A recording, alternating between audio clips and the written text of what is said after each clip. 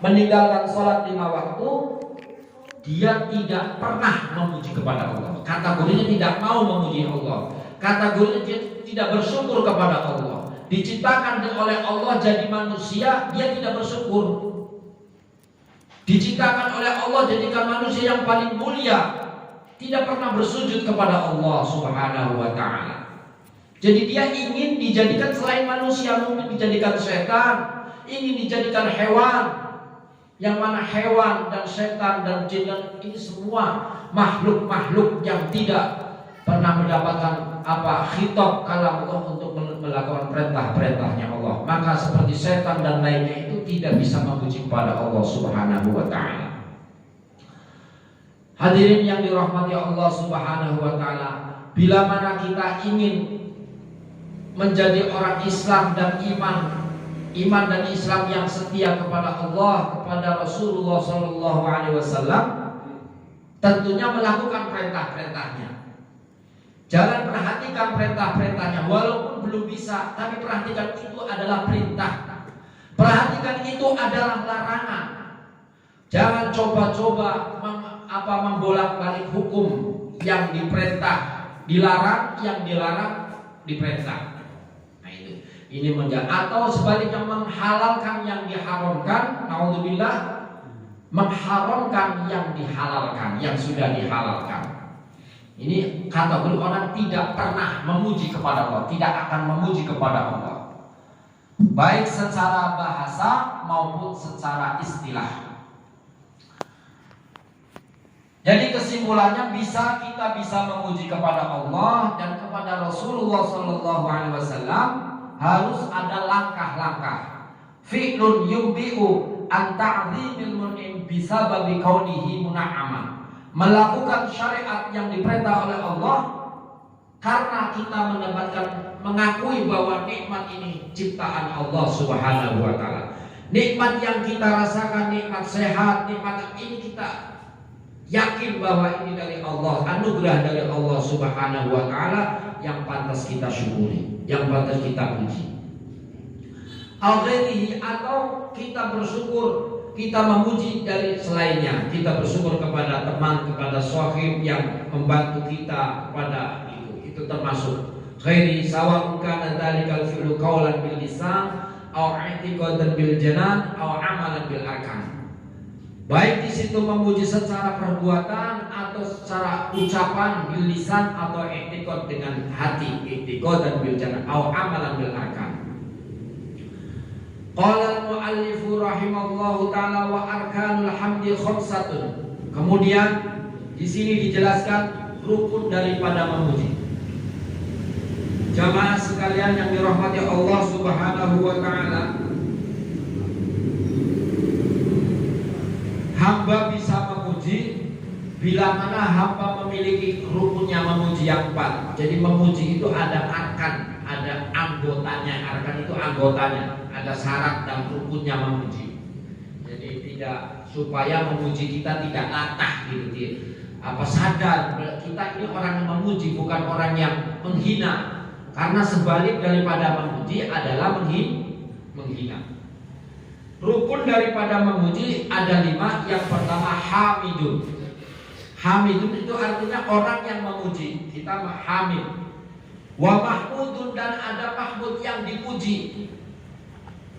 Harus kenal yang dipuji, siapa yang dipuji. Wa mahmudun, ada yang alat untuk memuji. Alat untuk memuji. Wa mahmudun, ada sebab memuji. Wa sihotun, dan kemudian ada sihot. Jadi ada sifat itu ada ungkapan. Jadi harus ada rukun yang 5. Ketika salah satu daripada 5 itu enggak ada, maka bukan disebut muji. Tidak memenuhi rukunnya memuji. Misalnya orang memuji kepada siapa? Enggak siapa, itu salah. Harus diketahui yang dipuji. Antum memuji siapa? Anda baik. Yang Anda itu siapa? Gitu. Mengatakan alhamdulillah, kami muji kepada Allah. Allah itu siapa? Allah. Anda kenal Allah? Kenal nama? Apakah kenal yang dinamai? Apa sebatas nama saja? Nah, ini perlu. Jadi Seperti orang syahadat menyaksikan Allah Subhanahu wa taala, menyaksikan adanya Allah, juga ada rukun yang 5, ada syahidun, masyhudun bih, masyhudun alaih sifat. Syahidun yang menyaksikan, masyhudun yang disaksikan. Jadi orang menyaksikan harus diketahui, yang harus dimengerti, harus ngerti, harus paham. Ya, menyaksikan adanya. Dan alatnya menyaksikan. Ini menurut ahli ilmu akidah, ahli usul, ada harus memenuhi daripada syarat rukunnya memuji. Seperti orang makan juga begitu. Orang makan itu harus ada orang yang makan, ada yang dimakan, ada sebabnya makan, di bahasa kitanya gitu ya. Di yang 5 begitu. Sebabnya makan. Orangnya makanannya, kalau orang makan nggak ada makan, namanya makan makanan, ya, bukan makan beneran. Orang makan cuma gini doang kayak speaker itu, ya bukan makan bohongan gitu. Apalagi nggak ada sebabnya lapar misalnya, itu ada sebabnya. Terus makanannya, terus sehotnya, apa muntahnya, itu namanya makan, disebut itu. Jadi ini yang disebut, yang dimaksud oleh musannif arkanul hamdi. Setelah memuji kepada Allah Subhanahu wa taala, menyebut asma Allah, kemudian memuji Allah Subhanahu wa taala, dilanjutkan oleh musannif wassalatu wassalam ala sayyidina Muhammad ibn Abdillah, wassalatu wassalam ala Rasulillah. Wassalatu qauluhu wassalatu wassalam innama ata bissalat alaihi sallallahu alaihi wasallam. Kiai musannif mendatangkan kalimat wassalatu wassalam li khabarin, karena ada hadis yang berbunyi man shalla alayya fi kitabin lam tazalil malaikatu tastaghfir lahu ma taqaddama min dhanbi ma dama ismi fi dzalikal kitab. Hadis yang berbunyi demikian, yang artinya siapa orang yang membaca salawat kepada aku Nabi Muhammad sallallahu alaihi wasallam, maka selama dia membaca salawat Allahumma sholli ala Muhammad, selama dia membaca itu, malaikat-malaikat Allah senantiasa memintakan ampun kepadanya. Gitu ya. Jadi Anda pengen dimintakan ampun oleh para malaikatnya, banyak sholawat. Itu maksudnya gitu ya. Makanya suruh perbanyak sholawat supaya kita mendapat dorongan, mendapat doa yang dari malaikat. Itu paham ya? Itu maksudnya disuruh membaca sholawat, perbanyak baca sholawat supaya kita mendapatkan apa? Didoakan oleh para malaikat. Kenapa demikian? Iya, karena malaikatnya Allah, malaikatullah ini satu makhluk yang tidak ada gagal imannya, tidak ada malaikat kafir. Artinya paham ya? Semua malaikat beriman kepada Allah Subhanahu wa taala. Maka pantas kita berharap doa daripada malaikatnya Allah Subhanahu wa taala. Ya. Kalau manusia tidak semua iman, manusia ada yang iman, ada yang kafir. Jin juga tidak ada semua jin iman, ada kafir, ada yang mukmin. Ada jin mukmin, ada jin kafir. Setan banyak kafir semua, setan ya kufur. Malaikat imannya sudah tercatat, sudah maktub. Ya, tidak ada malaikat gagal iman, nggak ada malaikat kafir, itu nggak ada. Maka kehebatan manusia ketika disebut manusia paling hebat seperti malaikat. Kalau manusia paling buruk seperti setan, gitu ya. Wah, ini setan ini. Nah, itu ya. Jadi nisbat baik, nisbat buruk kepada manusia, sebutannya wah ini bukan, ini malaikat ini. Dalam Al-Quran disebutkan Nabiullah Musa alaihissalam ketika orang daerah itu memuji kepada kegantengannya Nabi Musa alaihissalam, hada in hada illa huwa malakun karim, ini bukan manusia, tapi ini malaikatnya Allah, 2000 gantengnya, 2000 gagahnya, luar biasa, tidak ada bandingan pada saat itu.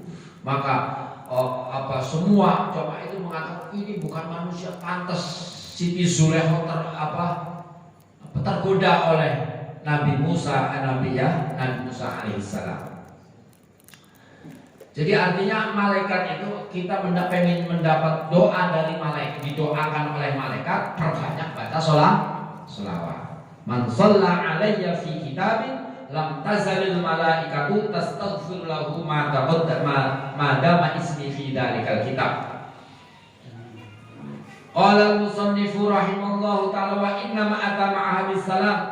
Kemudian alasan Kiai Musannif mendatangkan as-salat wassalam liqaulihi ta'ala ya ayyuhalladzina amanu shallu alaihi wasallimu taslima. Jadi ada ayat yang berbunyi demikian, salawat dan salam kepada Rasulullah sallallahu alaihi wasallam.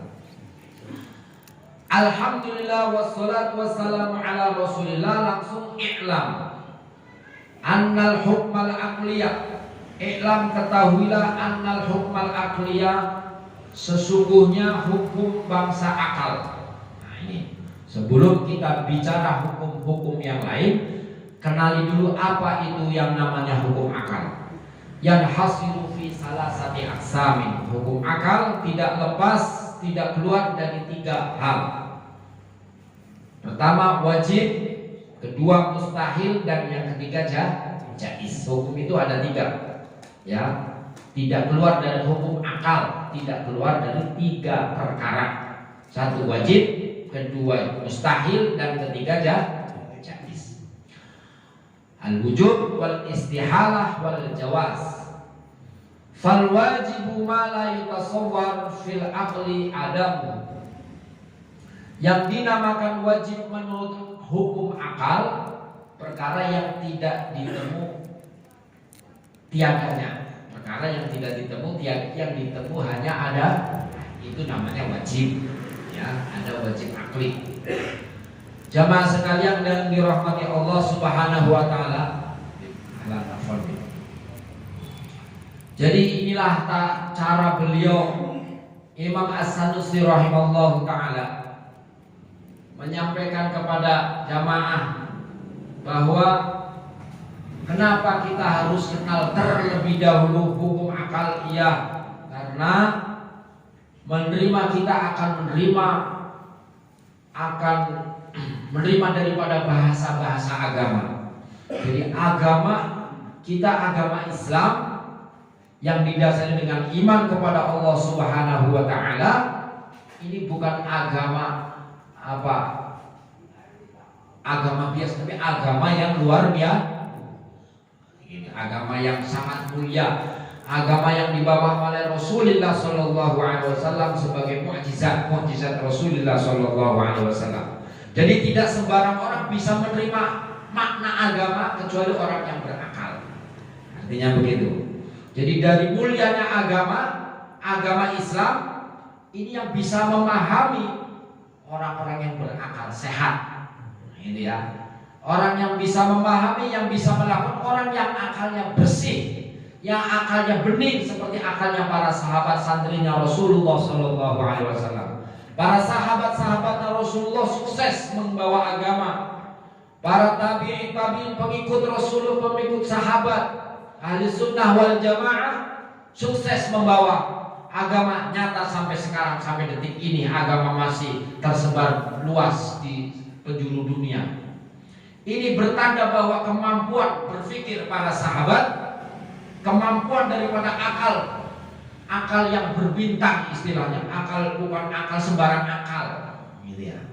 Jadi akal yang didasari oleh kenal hukum akli, wajib mustahil jaiz. Al-wujub wal istihalah wal jawaz. Maka oleh karena itu Kiai Musannif sebelum bicara hukum-hukum yang lain, di sini bicara terlebih dahulu hukum akal. Alasannya apa? Supaya kita menerima agama dengan agama yang benar, melaksanakan apa yang diperintah, meninggalkan dengan benar, dengan hati-hati, dengan tata cara yang benar. Kenapa demikian? Karena banyak orang menerima agama atau bahkan mendengarkan tapi masih salah melakukan karena tidak tahu dengan cara-caranya. Salah satunya dengan pakai perasaan. Salah satunya menerima agama dengan rasa nggak enak. Ada sholat, ya menjalankan perintah belajar, nggak enak sama ustadznya, nggak enak sama tetangga, nggak. Nah, ini namanya pakai rasa. Apalagi nggak enak sama istri, apalagi ini pakai rasa namanya. Nggak enak. Nah, ini namanya pakai rasa, tidak pakai akal sehat. Hadirin yang dirahmati Allah Subhanahu wa taala, maka oleh karena itu Ki Musannif mendahulukan pemahaman hukum akli wajib mustahil jaiz. Fal wajibu ma la yatasawwar fil aqli adamu. Wajib menurut akal perkara yang tidak bisa diterima tiadanya, yang diterima hanya adanya oleh akal. Wal mustahil ma la yatasawwar fil aqli wujudu. Perkara mustahil yang tidak diterima oleh akal adanya, yang diterima hanya tiadanya. Itu namanya mustahil.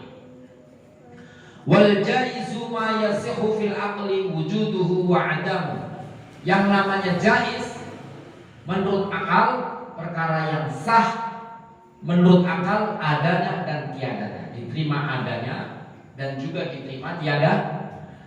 Hadirin yang dirahmati Allah Subhanahu wa taala, hukum akli wajib mustahil jaiz. Hukum akli wajib mustahil jaiz itu bukan sifatnya akal. Wajib mustahil jaiz itu bukan sifatnya, tapi sifatnya apa-apa perkara-perkara yang ditemu oleh ini wajib mustahil jaiz. Artinya begini, perkara-perkara yang dihadapan itu kalau tidak perkara wajib, ya perkara mustahil. Perkara kejadian-kejadian, bisa kejadian ini ada yang wajib, ada yang mustahil, ada yang jaiz. Yang wajib apa sebenarnya kejadian yang wajib? Wajib pasti. Wajib itu artinya pasti. Kita itu pasti, misalnya manusia itu pasti butuhnya, gitu loh. Manusia hidup pasti namanya manusia, namanya makhluk. Kalau Tuhan pasti nggak butuh, pasti Tuhan itu nggak butuh.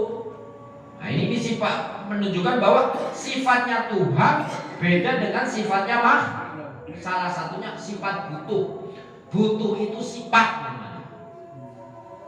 Orangnya dan, ya, orangnya manusianya dan, sifatnya manusia salah satu dari sifatnya Allah Ta'ala qiyamuhu ta'ala binafsi. Allah Ta'ala berdiri sendiri. Artinya Allah Ta'ala tidak membutuhkan kepada yang lain, juga tidak butuh kepada yang menciptakan.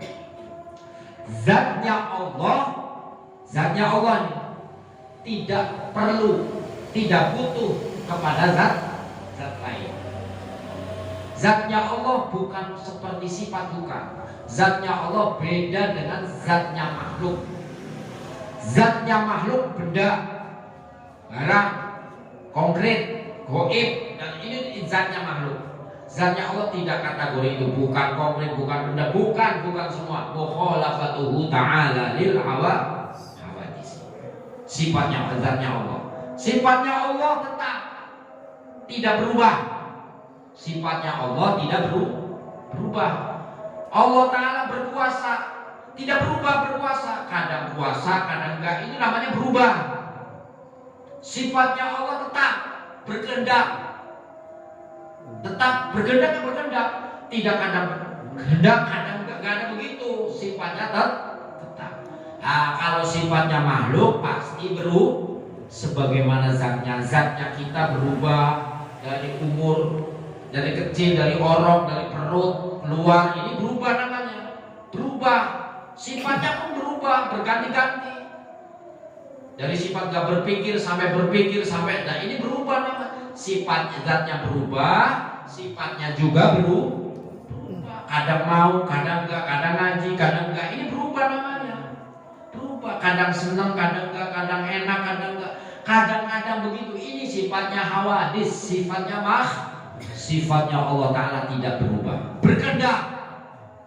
Allah Ta'ala iradah, kudrat iradat, berkuasa dan berkehendak. Apapun yang terjadi ini kudrat iradatnya Allah Ta'ala. Tidak ada sesuatu satupun dari makhluknya keluar lepas dari kuasa dan kehendaknya Allah Ta'ala. Apapun yang terjadi, mau terjadi positif, negatif, Allah Ta'ala jadikan khairihi wa syarrihi minallah. Khair Allah Ta'ala ciptakan, syar Allah Ta'ala ciptakan. Tidak ada apa khair diciptakan lalu syar jadi sendiri, gak ada. Hidup dijadikan, mati dijadikan. Khalaqal mauta wal hayata liyabluwakum. Allah Ta'ala ciptakan hidup, Allah Ta'ala ciptakan mati. Tidak ada ciptakan hidup mati sendiri, gak ada mati sendiri. Mati dimatikan. Nah, tidak ada satupun dan mati dengan sendiri, gak ada. Semua dimatikan, walaupun itu mati hilang nafas, ditembak, semua itu kategori dimatikan. Dijadikan orang mati, dijadikan orang mati, dijadikan orang hidup. Khalaqal mauta wal hayata wa khalaqal hayat. Hidup dijadikan, mati dijadikan. Ya, sukses disukseskan, gagal ya digagalkan, dijadikan gagal. Ya, ini semua dijadikan. Tidak ada sesuatu dari makhluk, dari hawadis jadi dengan sendirinya. Tidak ada sesuatu jadi sendiri. Semua dijadikan. Gitu ya. Ini artinya kita beriman kepada Allah Subhanahu wa Ta'ala supaya mampu membedakan mana Allah dan mana itu makhluk. Ini intinya kita bertauhid kepada Allah Subhanahu wa Ta'ala. Ketika kita tidak bisa membedakan mana Allah dan mana makhluk, bisa jadi menuhankan yang bukan Tuhan, atau sebaliknya menuhankan yang bukan Tuhan, tidak tuhankan kepada yang Tuhan. Yang Tuhan tidak dituhankan, yang semestinya bukan Tuhan dituhankan. Itulah gara-gara tidak kenal Tuhannya. Jadi bikin Tuhan sendiri maksudnya. Hadirin yang dirahmati Allah Subhanahu wa Ta'ala, sedikit penjelasan mengenai hukum akli wajib mustahil jaiz. Mudah-mudahan hati kita semua tergugah, mendapatkan kekuatan iman Islam kita kepada Allah Subhanahu wa Ta'ala, sehingga kelak nanti kita mati dalam keadaan husnul khatimah. Allahumma amin ya rabbal alamin. Sekian saja, mudah-mudahan bermanfaat. Wallahul muwaffiq ila aqwamit thoriq, wallahu a'lam bishawab. Assalamualaikum warahmatullahi wabarakatuh. Ala hadin yahdi sirril Fatihah. Bismillahirrahmanirrahim. Alhamdulillahirabbil alamin, arrahmanir rahim, maliki yaumiddin. Iyyaka na'budu wa iyyaka nasta'in. Ihdinas siratal mustaqim, siratal ladzina an'amta 'alaihim ghairil maghdubi 'alaihim waladdallin. Ya Rabbana tarafna bi annana wa annana asrafna 'ala al-ardi asrafna fatub 'alaina tawbah taghfir li kulli hawbah wastur lana 'awrati wa amin rawati wa ghfir li walidina wa mauludina wal ali wal ikhwani wa sa'iril khilani wa kulli dhi mahabbah aw jiratin aw suhbah wal muslimina amin rabbi fadlan wa judan la biktisabi minna bil mustafa rasulin wa bi kulli sulih salla wa sallam rabbi alaihi adda habbi wa alihi wa sahbihi adada tasi sahbi walhamdulil ilahi fil badi wa tanahi. Subhanallah.